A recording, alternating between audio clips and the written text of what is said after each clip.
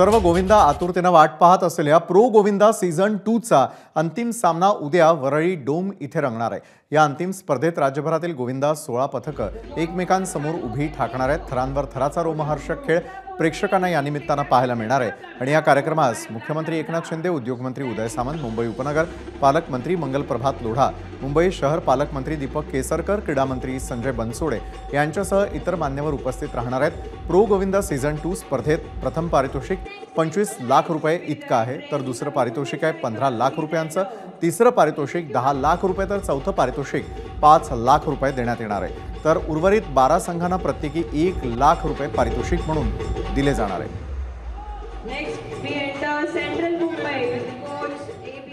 उद्याची फायनल आहे, कशी तयारी चालू आहे?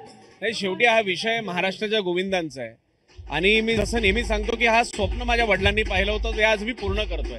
राज्याचे लोकप्रिय मुख्यमंत्री सन्माननीय एकनाथ शिंदे साहेबांच्या पाठिंब्यामुळे आज हा कार्यक्रम या ठिकाणी आपल्याला पाहायला मिळणार आहे। बरोबर 10 वाजता उद्या ह्या प्रो गोविंदाची सुरुवात ह्या डोम मध्ये केली जाणार आहे। ते प्रामुख्याने आपल्याला सांगतो की ज्या प्रेक्षकांना इथे येऊन बघायची इच्छा आहे त्यांच्यासाठी सकाळी 9 वाजता ह्या डोमचे गेट्स ओपन केले जातील। त्यांना फक्त आमच्या इंस्टाग्रामवर एक आयडी आहे, लिंक आहे, त्या लिंकवर रजिस्टर करून त्यांना एक बँडचं रजिस्ट्रेशन केलं जाईल आणि ते बँड घालून ते या ठिकाणी येऊ शकतात। एबीपी माझा, उघडा डोळे बघा नीट।